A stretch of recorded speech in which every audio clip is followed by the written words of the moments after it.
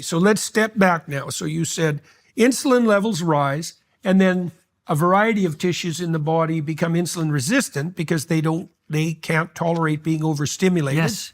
But some of them don't, and so they are overstimulated. Okay, and then you Ovaries included. right. Yep. And we talked about the reproductive consequences. But what other tissues become are in a hyperreactive state because of too much insulin? Yeah, right. So there are not many. Most of them go the way of the insulin resistance, like the man's side of things. And that's like, for example, what causes Alzheimer's disease, where the brain's becoming insulin resistant. But the insulin sensitive side would be a tissue like the liver, where one of insulin's effects at the liver is to tell the liver to make fat. Now, the liver's more complicated. I kind of joke with my students that when it comes to metabolism, the liver's the soccer mom. It is sort of giving. It knows what to do with everything. You have a problem, the liver can solve it. It is the ultimate handler. It is the nexus of all nutrient metabolism, whether it's lactate or ketones or fats or glucose or proteins, amino acids. The liver handles all of them. It is the soccer mom. It does everything.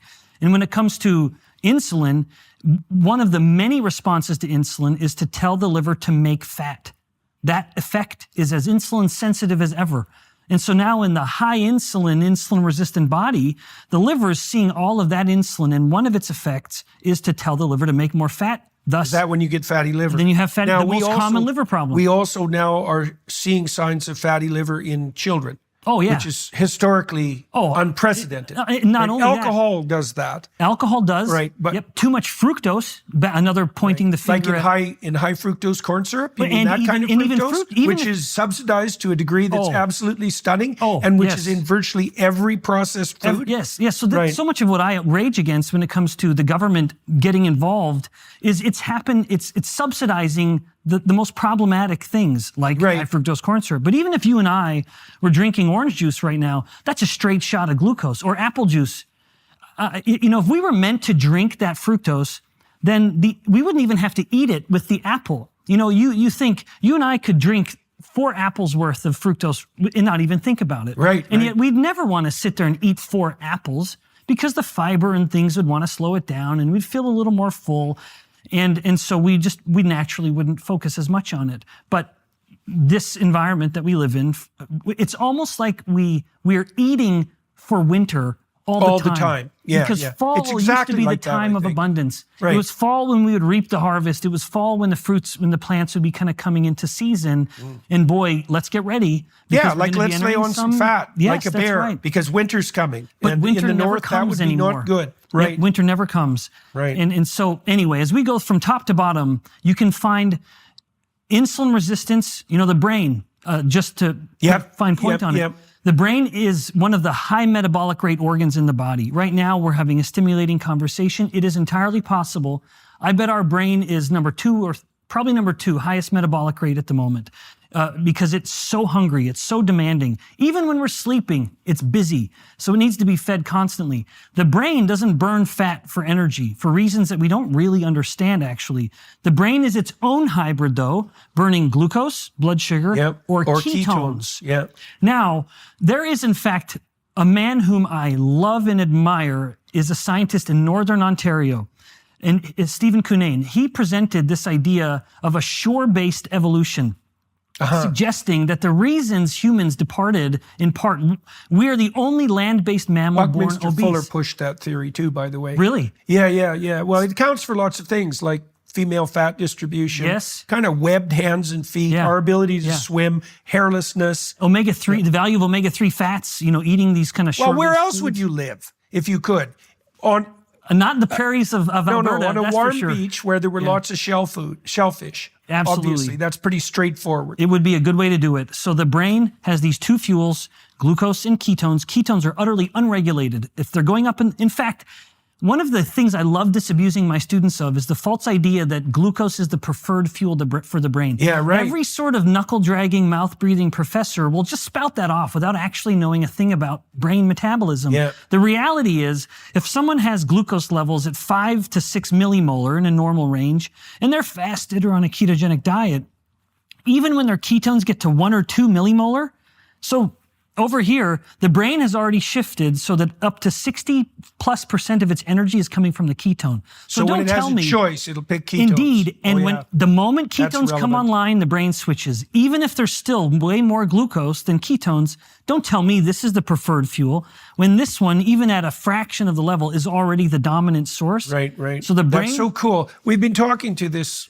my daughter in particular, this guy here in Arizona who runs an old folks home. And he's been, so it's like a palliative care old folks home. Yeah. And he's been putting his charges on a ketogenic diet. yes. And people are leaving his home. Yeah, it is one So of the they great sort of flipped to swept keto. under the rug. Right, right. So do you know, like if you have someone who's suffering, especially from early stage Alzheimer's, which we've discussed as type 3 diabetes already, if you switch them to a ketone diet, have there been studies done already showing what the consequences of that, the short-term consequences for cognitive function? Because that'd be the fastest way to test whether that was helpful.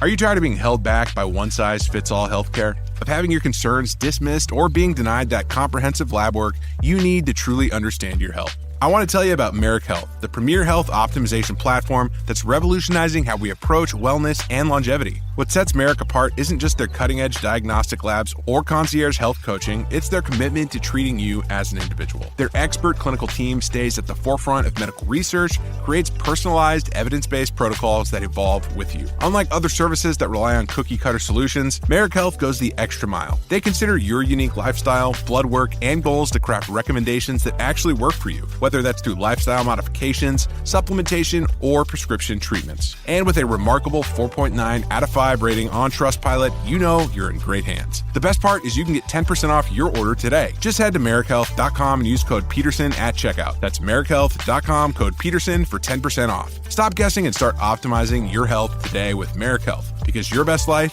starts with your best health. Yeah, so as a clinician, you'll appreciate this.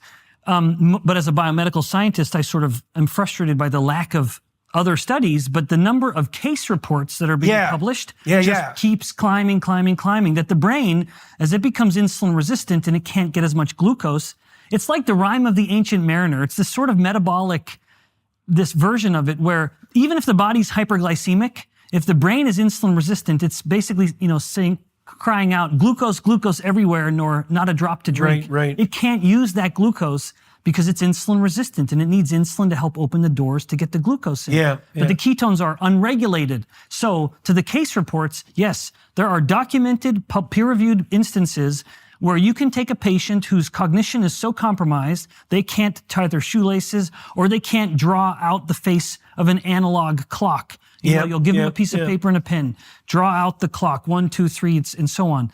Put them into ketosis, have them do those tests again. They can tie their shoes. They can draw the face. That quickly. It's still a little, within hours.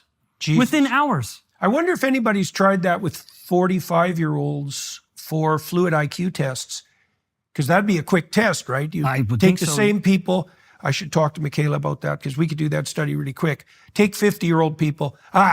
Take obese 50-year-old people. Now you're talking.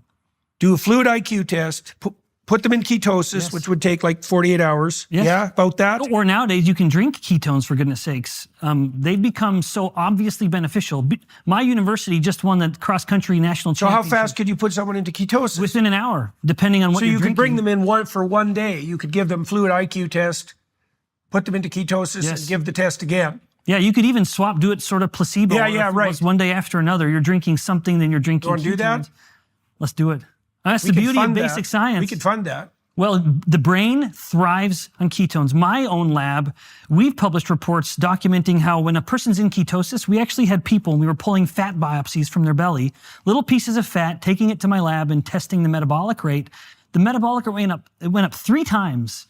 As soon as they're in ketosis. As soon as they're in ketosis, the fat tissue just starts, it basically signals when ketones are up, insulin's down, it's sort of party time with metabolism. It's let's just get moving stuff. Metabolic rate goes up, autophagy turns on, things. That quickly? Oh, yeah. Okay, so how would you put someone in a state of ketosis with a drink?